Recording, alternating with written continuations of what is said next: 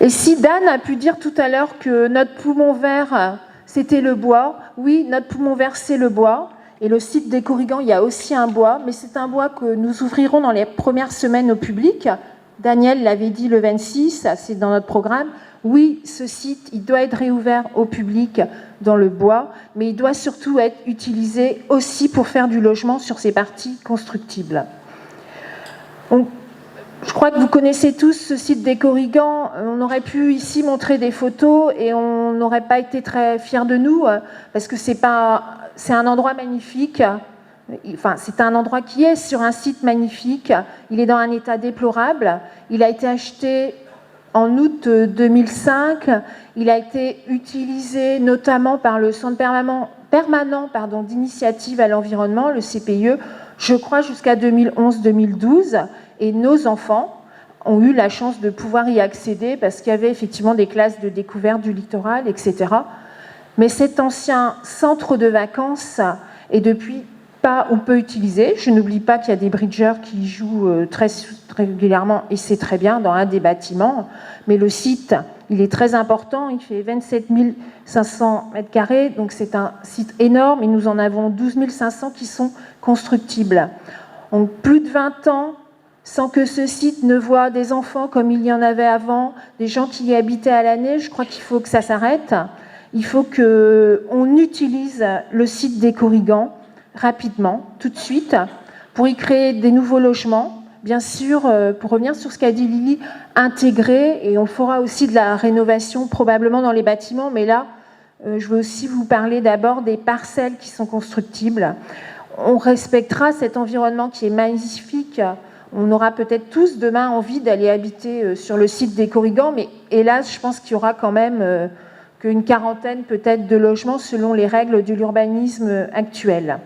Donc c'est pour nous le défi, l'enjeu est vraiment l'action concrète à moyen et long terme, parce que si on la démarre tout de suite, ça veut dire qu'on aura rapidement demain des actifs qui pourront venir habiter aux Corrigans. Donc, les Corrigans, c'est l'ouvrir donc comme on l'a dit pour des actifs, c'est l'ouvrir rapidement. Donc on a pris des contacts. C'est aussi se permettre d'aller vite, de garder la maîtrise foncière en n'hésitant pas à profiter du fait que le Pouliguen, c'est certes dans la baie du Pouliguen, dans la presqu'île de Guérande, mais c'est aussi pas très loin d'une des régions qui va demain accueillir le plus d'emplois peut-être en France.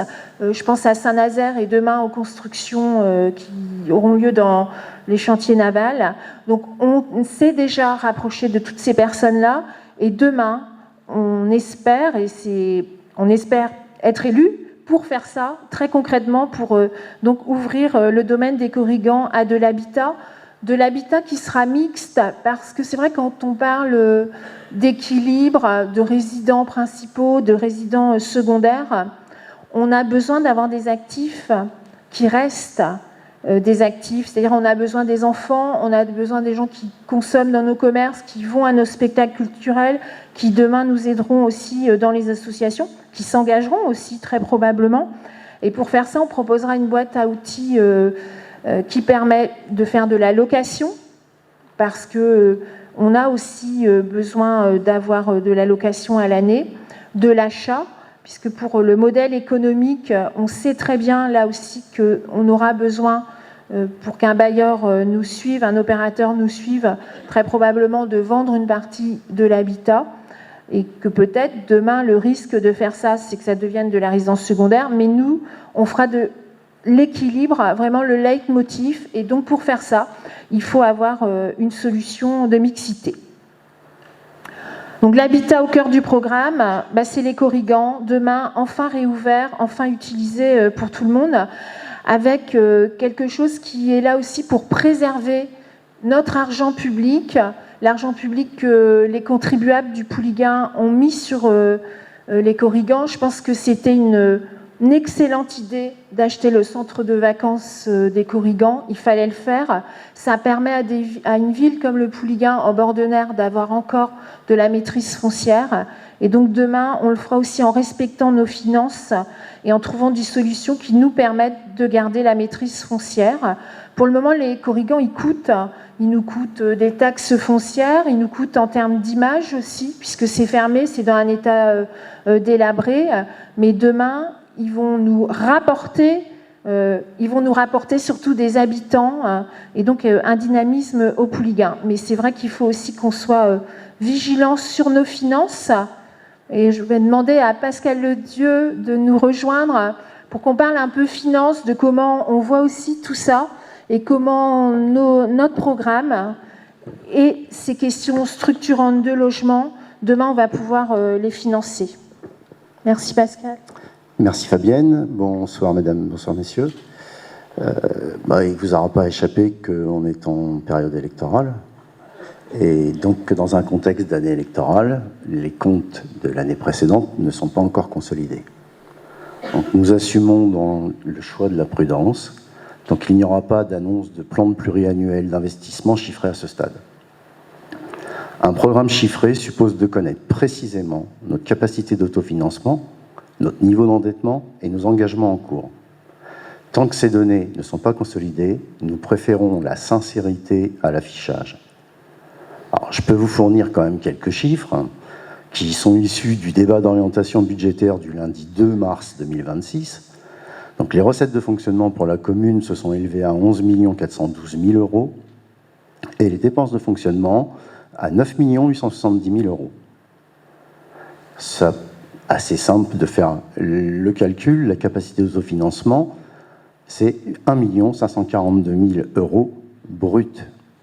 C'est là où je m'arrêterai parce que derrière ce chiffre brut, pour avoir la capacité d'autofinancement nette, celle qui nous intéresse et qui nous donne la capacité de préparer des travaux, eh bien, c'est que quand on aura consolidé l'intégralité des chiffres.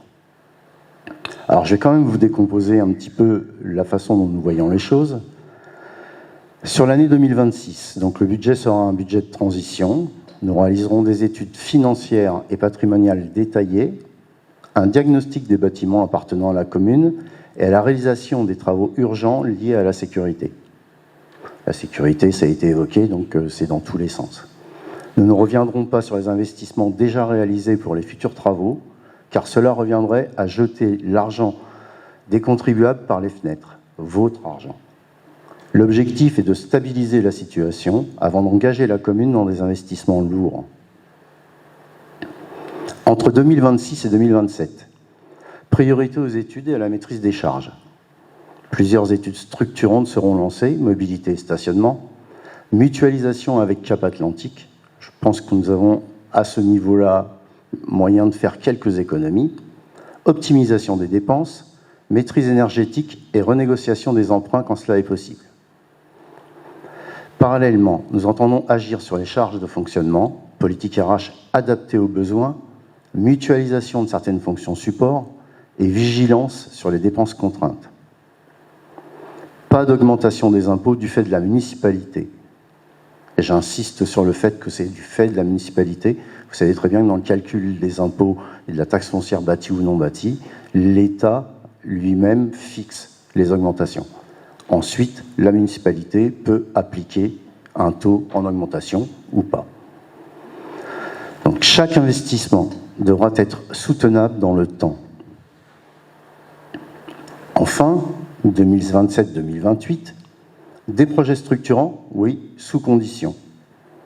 Des projets d'envergure autour de l'éducation, de l'enfance et de la jeunesse, des projets sur les équipements municipaux, mais ils seront conditionnés aux résultats d'études et à la capacité financière réelle de la commune, y compris des subventions.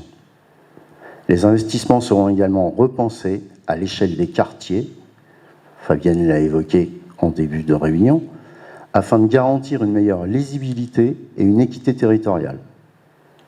Nous nous engageons en 2027 à la réalisation d'un plan pluriannuel d'investissement qui vous sera alors présenté pour les années à venir. En conclusion, notre responsabilité est de préparer l'avenir sans fragiliser la commune. La méthode précède les chiffres.